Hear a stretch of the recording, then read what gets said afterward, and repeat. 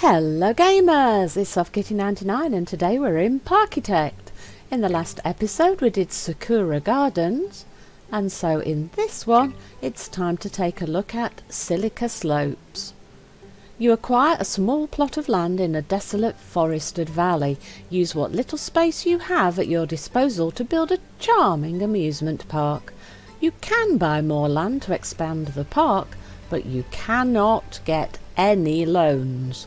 Scenario: have at least 450 guests in your park, and there's a partway goal of optional goal of having at least 250 guests in your park, which isn't really optional because you have to achieve it in order to get to the non-optional goal, but it does give you extra money if you get 250 guests.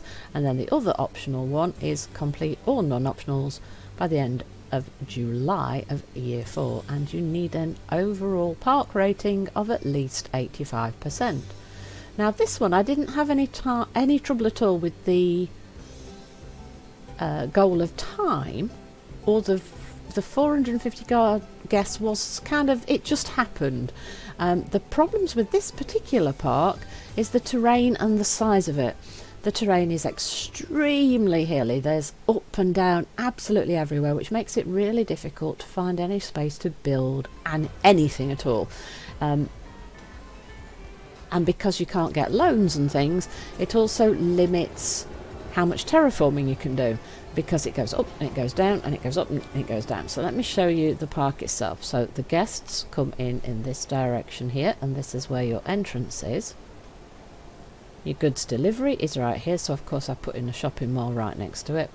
But if you look at the edge of the park, see the fence runs here and then nips in a little bit here, goes out a tiny bit there, but this is then the end, and it's all very uneven edging to the terrain, see, so there isn't much space for anything square or any big builds of coasters and things. You really are going to have to build your own coasters on this one, and then it comes back, so you've got quite a narrow, see that's narrow here to here is very narrow, look, you can't fit much in, and then the fence comes back round here and then scoots out right on the edge of where I've got my coaster, look, and then this is the edge of the park again here. So you're very, my cursor's still following the edge of the park, look. So the park isn't that big, so it's like a small rectangle here, and then a tiny linking bit here, and then another tiny bit over here. Now you can extend, you see the extension fence comes out here, so you would get quite a bit of extra space, but look how much of a hill it is. It's really low down here, and then it goes really high up here, and then it goes right down low again here. So you've got this low patch here, and next goes uphill over in this direction, and then back downhill to this little tiny lake, and then uphill to the edge here, and uphill to this edge here. So everything's up, down. It's very difficult. Look how packed. This is one of these, can you pack everything into a tiny space as quickly and as carefully as possible? So it's like you're playing Tetris, but with rides. And look at this. I love the lighting on this double loop. Look at that, it just looks fantastic, don't you think? I love that. I think that looks fantastic. I love the way it goes round and flashes. I like it, really like that. Kind of like to see it in action. Can we go? Oh, we'll wait for it later. We'll have to come back to it later. Right, so the guests come in here to Silica Slopes, and it really is slopey. Look at this. Look how sloped it is, just in this little bit. So I've put in an information kiosk and a vending machine just to make sure I'm utilising as much of the space as possible. This is how much space you need to utilise, right? So this is your receiving depot, so I've added shops in here. So let me just zoom in a little bit to the shops for you. So I've used quite colourful buildings and things here, so I've made my floors all sort of blue, because in the last one we did lots of browns and greens, and this again is like a foresty area, so I could have done that again, but I've gone for something a little bit more modern and a little bit more colourful. I love the fact there's all these sombreros in lots of different colours. It adds to the colour theme, look. So this big bright blue building over here has the balloons and the souvenir shop in it. And then this big orange and brown building over here has all the actual shops in it. And I've gone for like a zigzaggy industrial modern style of roof on this building, and then a very flat sort of fun build on this side, a more sort of childlike build. So let's just drop the roof so you can see which shops I've actually got. So as I said, I've got balloons here, which is really easy to see because the balloons pop through the roof. The souvenir shop over here. Then we've got pizza, hot drinks, hot dogs, and turkey legs. And this scenario actually comes with quite a lot of shops, so the thing they're testing is whether you can Tetris everything in. And we have the staff buildings in the back here. We've got the training building and the staff room just here. And as you can see, right behind all of this, if we pop the scenery back up, is the queue line for the rides. So the mini coaster queue line is right behind these buildings, so you needed to have a back on and make it look quite cool. So I've added a few trees and things around the edge of this building just so you can see everything right quite clearly. And then this mini coaster actually has a lot of tunnels in it, look, and I've tried to, oops, that rock's a little bit high up. Let's get rid of that one. You shouldn't have floating rocks. No floating rocks. So that this rock actually isn't floating, it's on top of a tunnel hiding for the coaster.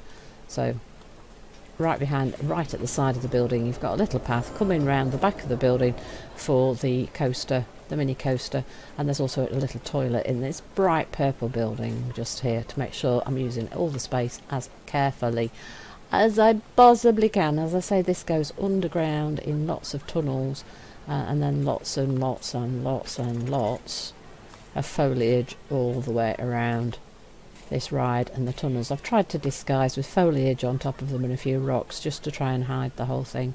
Now I don't know if we can actually follow that. Can we follow it? Because as you see, it goes into a tunnel there, look, and then loops around underground, does a big loop before popping out of this lower level tunnel here. Come on, keep following them. And then comes right to the edge of the park, look, right next to the fence, since I've tried to hide the fence as much as I can with as much foliage as I can. So this scoots around the back, almost looks like it's not going anywhere, and then you zoom round past the train building again and back into another tunnel under all this foliage again to try to hide the tunnel, interact with your little lake, back into another tunnel, and then back into the station. So I've utilised the terrain as best as I could with lots of tunnels in there just to fit the ride in. And then next to this little path leading to the mini coaster, we have the pirate ship. And as you can see, I've built that right on the edge of our little tiny lake, just to squeeze it in, because our lake really is tiny. I did have to raise the level of the water in here because it wasn't high enough up in order to be able to add the paddle boats. And I've only added 3 paddle boats because there really isn't space to add much more than that. So I have utilised the space as best I can, so that you've got the queue here for the swinging ship, and then right next to it you've got the paddle boats on the lake, and then right opposite these 2 rides we've got a carousel and a wipeout. And as you can see, these have had to be built really tall because the terrain at this side of the ride is really high compared to where this is, and we've got the path coming up for the exit here leading further into the park. So if we keep going past here, we keep going up following the pathy terrain to another queue line, and this queue line is for the Enterprise. And all the rides and things, as you can see, I've tried to keep to the blue and purple theme, so everything's tries to match in. And then the exit to the Enterprise is at the opposite side here. So if you follow from the entrance further up here, there's another entrance here for the big queue line. As you can see, it goes up and down all the way just to follow the terrain to make a nice big queue line for the drop tower. It's the launched drop tower that we managed to research on this one, and then the exit is at the opposite end again here. Oh, somebody's not been happy with one of our rides. Let's get sorry dear, could you clean that up? Someone's not had fun on one of our rides. Don't know which one. And then if you come down here, you have to come down the steps again because we're going down in terrain. We've got a little toilet block and another little food court. This time I've used a sort of darkish blue colour. And if we drop the scenery for this one, as you can see, it's a lot smaller than the big one at the entrance. We've got a depot in here and just hot dogs and hot drinks. So and space for the staff to get in and out. So just a couple of things just to make sure you can get snacks and drinks at the opposite end of the park, just so you don't have to go all the way back to the entrance in order to be able to get something to eat or drink, just to keep people happier, as well as having the toilet block here as well to try and keep everyone as happy as possible. So we've added a little bit of seating just in this area, so we've tried to utilise the space as much as possible. As you can see, the back of the park is right next to this little food court, and then we've got our coaster, our landmark coaster for our park. Practically, I would say this is one of the biggest. This is the biggest ride we've got. And the first time I built it, I had a nasty crash and killed 8 people. So, no, never ever open a ride without testing it. Always test your rides before you open them, because we had a nasty crash. It's a really good job that it's in a game, not for real people. So this vertical drop looks too intense for me. See, it's not getting that many riders, to be honest. And I don't blame them, because it was my attempt to build something to fit into the gap, and I think maybe it was just that little bit too much for people. As you can see, it's just a bit too much. It's a little bit too intense, but I was trying to squeeze it into this tiny space. And you know, I've not really had any experience at trying to build rides, so this is basically my first attempt, and it's a little bit too dangerous, I think, for people to want to ride on it. And if the scenario hadn't ended, I probably would have deleted the whole thing and started again. So don't build a ride like this. It's just too much for the poor people. And they are wisely not riding on it. I think that's probably really safe. But they are enjoying the little food court, and they are definitely enjoying the drop tower. Look at how many people there are on there. So if we whiz our way back to the beginning and our food court, right opposite the food court we have the Ferris wheel perched on top of this little hill, so you've got a really long path to get up to it, and it's quite steep. And then between that and the carousel, I've snuck in a path going in this direction. We've added a toilet here, and if you keep going this way, we've got a go-kart track. It's the pre-built smallest footprint go-kart track that we can possibly fit in. And then next to that we've got the double wheel that we saw earlier, all lit up. It's called the inverted double swing, and that is definitely intense for people to be riding on. Look at that, that is crazy. And the access to that is really quite steep as well, and as is the access to the twister at the end. Because of the terrain, everything is really high up and down, lots and lots of steps. You definitely want to be fit to visit this park. And then our other landmark coaster, which I have failed to even open. That's a mistake, isn't it, guys? The steel coaster. So you can see I had a little bit of trouble with coasters in this particular park, but trying to fit something in is rather awkward. This is one of possibly the flattest bits of the park, hence why the coaster ended up in here. So we do the best that we can with what we've got. Let's follow. Let's try and follow the coaster, shall we?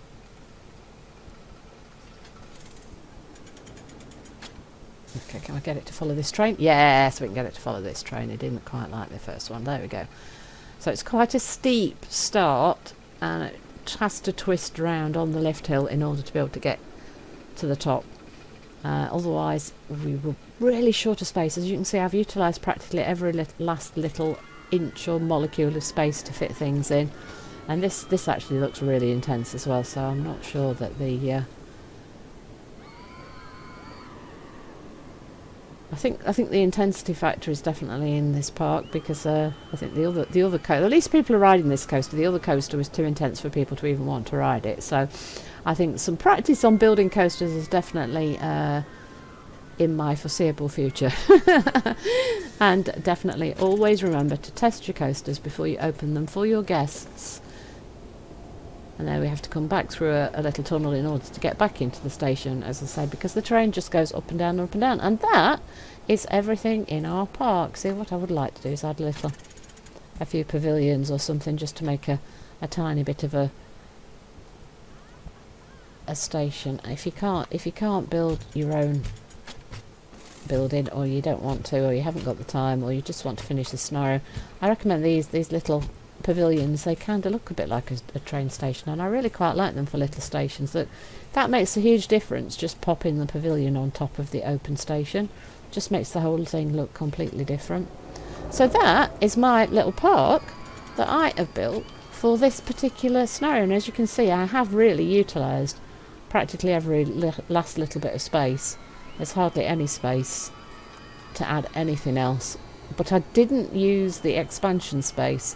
I did stay within the confines that it gave us at the very beginning, but it is completely possible to do it within the time the park gave you, because it gives you until July of year 4, and we're still in March, look now, even after I've shown you around for the tour.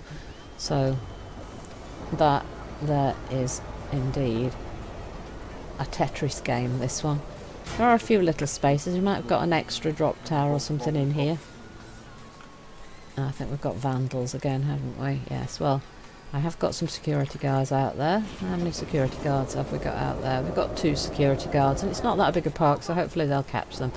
So there's your entrance, and this is the park that I built for this particular scenario. So I hope that you've enjoyed today's episode. Please don't forget to like, comment and subscribe, and I will see you in the next one. From SoftKitty99, goodbye and happy gaming!